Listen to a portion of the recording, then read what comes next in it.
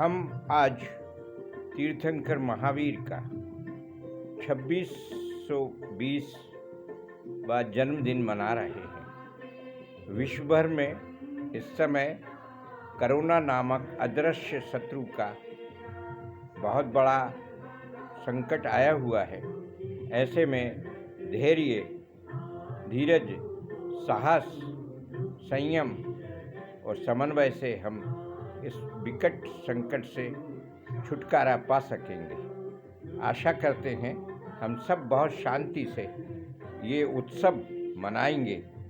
तीर्थंकर ने अपने जीवन में तात्कालिक समय में समाज में जो भोग संस्कृति और हिंसक यज्ञ कांड चल रहे थे, उनके खिलाफ एक बहुत बड़ी मुहिम छेड़ी।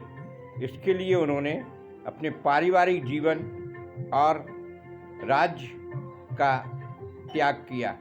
इसके बाद बहुत तपस्या करके, ज्ञानार्जन करके, समाज का अनुभव करके उन्होंने ये पाया कि जीवन का सुख बाहरी निमित्तों पर नहीं है, अंतरंग से प्रकट होता है और ये अंतरंगता का आनंद अमिट आनंद होता है, मोक्षानंद होता है।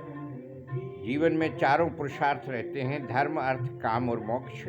लेकिन धर्म और मोक्ष स्वाधीन पुरुषार्थ हैं। महावीर ने जो विशेषता अपने धर्म में स्थापित की, जिसको जैन धर्म प्रतिस्थापन कहा गया, सबसे बड़ी बात ये रही है कि उन्होंने हर जगह सम्यकत्व पे बहुत जोर दिया है। अतिवाद को उन्होंने खारिज करते हुए अहिंसा के एक ऐसे रूप को प्रस्तुत किया जिसमें पर पीड़ा को बिल्कुल जगह नहीं दी गई कि आप किसी भी तरह से दूसरे को कष्ट दें। ये आप विवेकी लोगों को आवश्यक बिल्कुल नहीं है।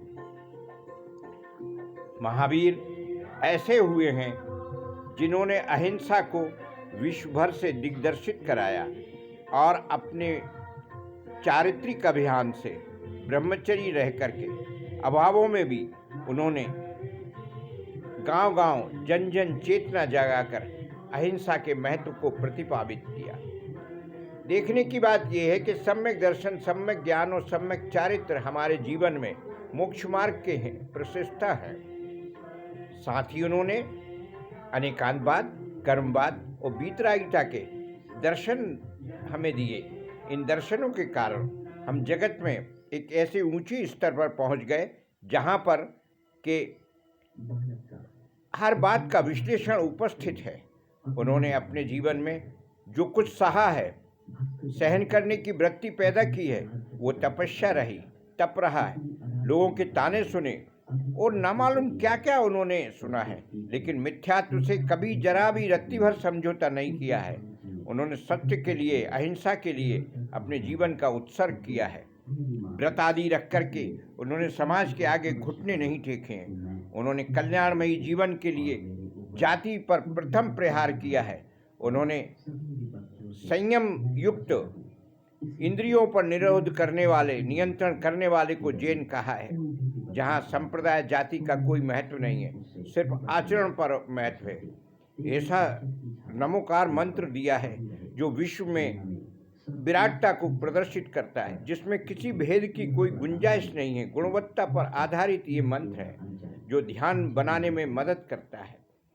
महावीर ऐसे चैतन्य की बात करते थे जो स्वर्गोपम हो और निश्चय से भरी हो, निश्चल हो, निर्भीक हो, और इसी तरह के आनंद की परिकल्पना करते हुए उन्होंने अपने जीवन को जिया और ऐसे ईश्वर को उन्होंने अस्वीकार कर दिया जो किसी भी भोग्यता के आधार पर खंडित होता हो।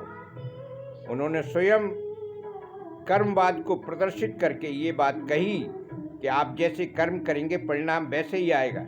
ईश्वर या विश्व की कोई ताकत उन परिणामों को नहीं बदल सकती। उन्होंने प्रकृतिवाद के साथ सामंजस्य बिठाया। महावीर के इस अलौकिक दर्शन को आज बहुत ज़रूरत है।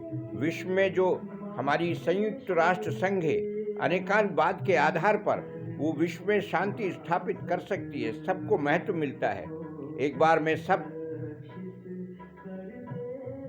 प्रेम करने वाले करुणामयी समाज को बधाई देता हूँ और तीर्थंकर महावीर के चरणों में प्रणाम करते हुए सारे विश्व को शांति और आनंद की ओर जाए ऐसी कामना करता हूँ।